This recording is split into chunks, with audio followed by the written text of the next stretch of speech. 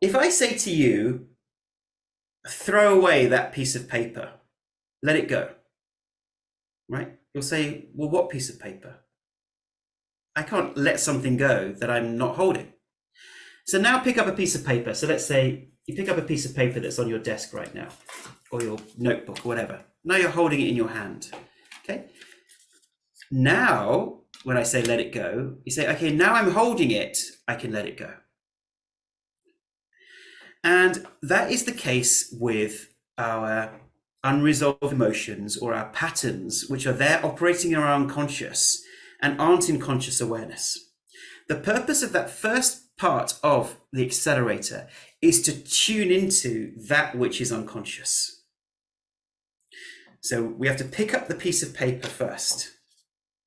So now we pick up the piece of paper. It's the 4 F's, isn't it? So find it. Yeah. Secondly, feel it. And remember, we're not saying that we do this with traumatic memories or traumatic emotions. That is work to do with a therapist or a coach. Yeah, is everyone clear on that? Here we're talking about these types of thought patterns and resistances. So we find it, we feel it. Yeah. And I mean, these F's are kind of, rudimentary in that sense. The purpose of then the retraining and letting it go is to get your brain to forget the pattern. Did you know that what retraining is at some level is a forgetfulness of your old pattern? That's what retraining is actually doing. This is perhaps a piece of new information for some of you. I think I mentioned it on a webinar series, a few webinar series ago. Retraining at a neurological level is forgetting the old pattern. It's forgetting how to do it. Do you ever have that thing where you have an experience and you suddenly think in a certain way? I'm trying to think of a good example here. Let's say it might be a fear of something. It might be a fear of a social situation. So you keep thinking, I've got to go into that social situation. I've got to meet new people, but I'm scared for whatever reason. I have some fears coming up. And you're in that state of being. And then a year later, let's say for whatever reason, you're no longer scared of being in that social situation. And you sometimes say to yourself, I can't imagine feeling scared in that social situation. I wonder how that felt. I can't even feel it. What you've done there is you've forgotten the pattern in the sense of your brain can't recreate it. Yeah.